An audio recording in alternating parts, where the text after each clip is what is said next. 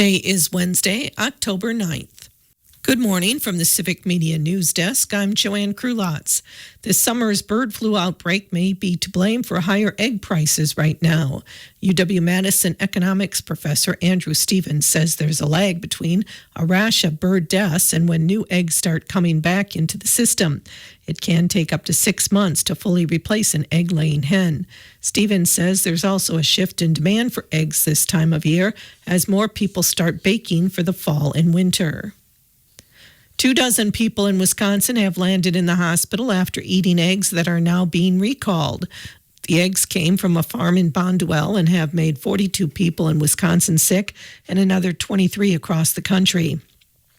The eggs were sold under the brand names of Milo's Poultry Farms, M&E Family Farms, and Tony's Fresh Market.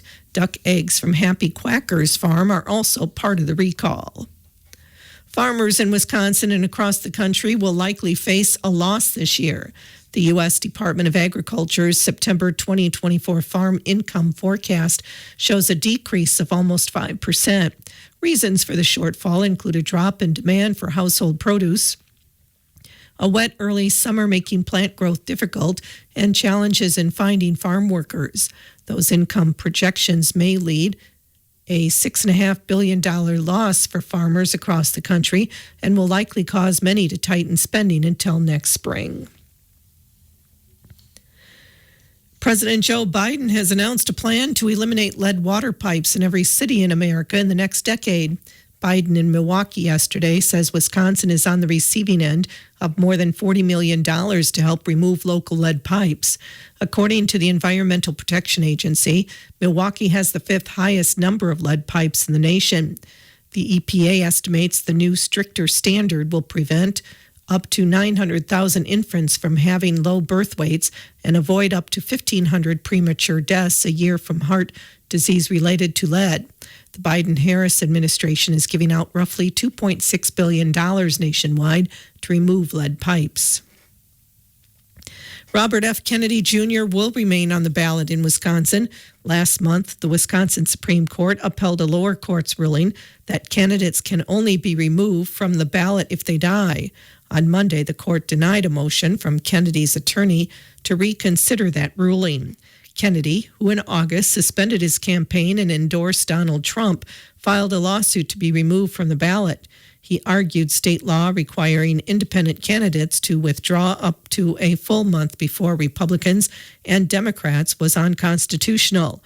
The latest Marquette poll showed 3% of respondents saying they'll vote for Kennedy. The Wisconsin Department of Natural Resources has confirmed that tissue samples collected from 1 deer in Chippewa County, 2 deer in Jackson County, and 1 deer in Waukesha County have tested positive for the virus that causes epizootic hemorrhagic disease, or EHD. The disease was detected after landowners reported healthy-looking dead deer near ponds on their properties. The DNR is investigating similar reports in additional counties.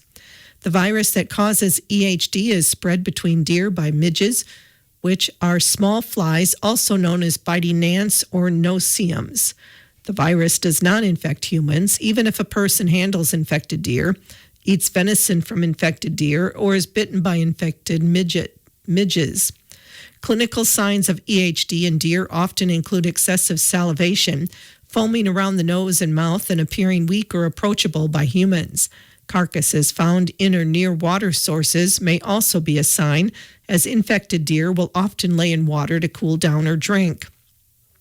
Anyone who observes a deer that appears to be displaying clinical signs of EHD or is found dead in or near water is encouraged to contact the DNR quickly. To report a sick or dead deer, email DNR Wildlife Switchboard at wisconsin.gov or call 608-267-0866. You must leave a message for wildlife management staff to return your call. Reports of sick or dead deer are important to gaining a better understanding of the disease. If reporting a suspected case, please provide details about the number of deer, the body condition of the deer carcass, the exact location, including the county, and your contact information. Cases where EHD is suspected may be investigated, and fresh samples will need to be collected within a day or two of death in order to detect the virus. The DNR will only test deer for EHD if the report is in a new county or a separate location from where the disease is already confirmed. EHD is not transmitted through carcasses or the environment after decomposition. Thus, the DNR will not collect or remove deer that are suspected to have died from EHD. The DNR also advises against handling any found deer carcasses because other harmful pathogens could be present. The Wisconsin Builders Association has selected Senator Joan Ballweg for the 2024 Friend of Housing Award for her work in the legislature to lower the cost of housing for families across Wisconsin. During the 2023-24 legislative session, Senator Ballweg supported a bipartisan housing package which established a revolving loan fund for infrastructure improvements for workforce and senior housing developments, revitalized Main Street housing and downtown properties, created new procedures for judicial review of land use decisions for residential developments, expanded Wisconsin's housing rehabilitation program to cover older properties, and converted or demolished vacant properties in rural communities to develop workforce and senior housing. To implement these new laws, the Joint Committee on Finance provided $525 million in the 2023-25 state budget. Additionally, she voted to increase the limit on bonds the Wisconsin Housing and Economic Development Authority issues by $200 million to finance housing projects supported by state and federal tax credits. Join City Utilities of Richland Center for their 4th annual Customer Appreciation Cookout today from 3:30 to 6:30 at the Community Center in Richland Center. Staff members will be in attendance to help answer questions.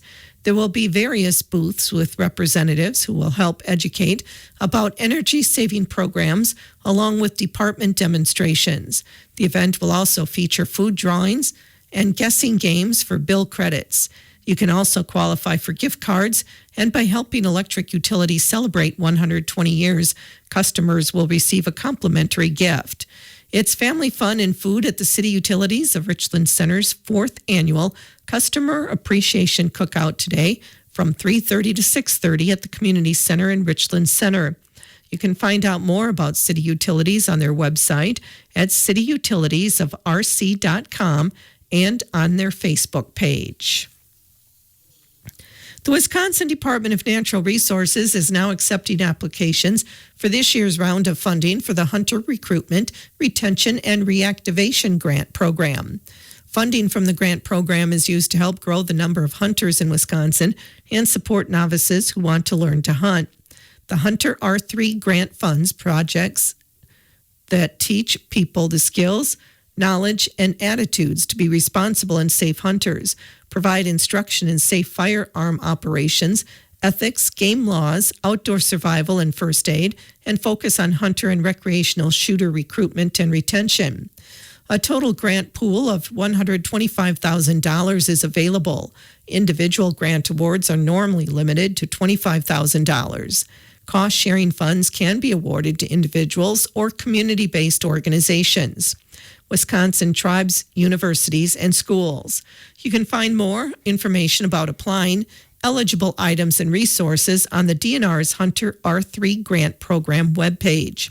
The deadline to submit grant applications is October 15th.